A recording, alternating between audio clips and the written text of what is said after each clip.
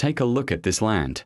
The dense forests of the northeast, the vast, rolling plains of the Midwest, the sun-scorched deserts of the Southwest, and the misty, green coast of the Pacific Northwest. This is North America. But the story we often hear about this continent's history has a massive, gaping hole at its very beginning. The year is 1491, the year before Columbus. What was this continent really like?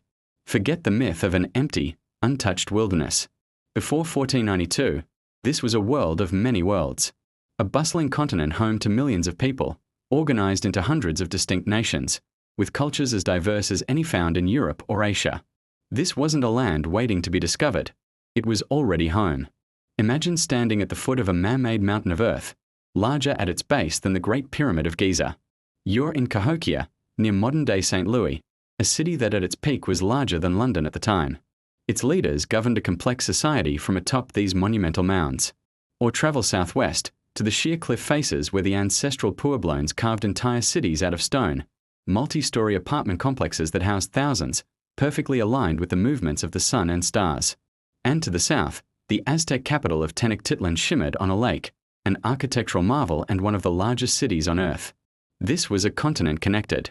Vast trade networks crisscrossed the land like a spider's web. Shells from the Gulf Coast made their way to the Great Lakes. Obsidian from the Rockies was traded into the Ohio Valley. Copper from Michigan traveled south. And this trade wasn't just in goods. It was a trade of ideas, technologies, and stories. People were sustained by sophisticated agriculture. You've heard of the three sisters, corn, beans, and squash, planted together in a perfect symbiotic relationship. This brilliant method nourished populations across the continent, allowing complex societies to flourish. This wasn't primitive survival. This was advanced, sustainable living. Let's journey into some of these worlds.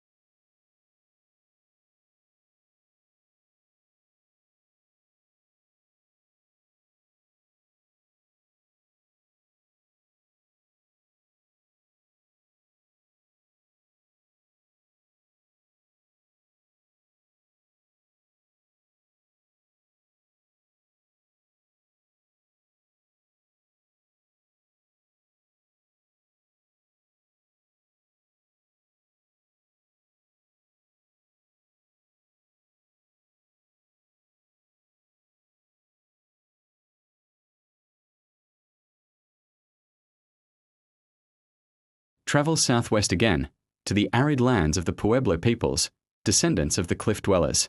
Here, water is life. They became masters of irrigation, building complex canal systems to channel precious water to their fields of corn in the dry desert soil. Their connection to the cosmos was just as intricate.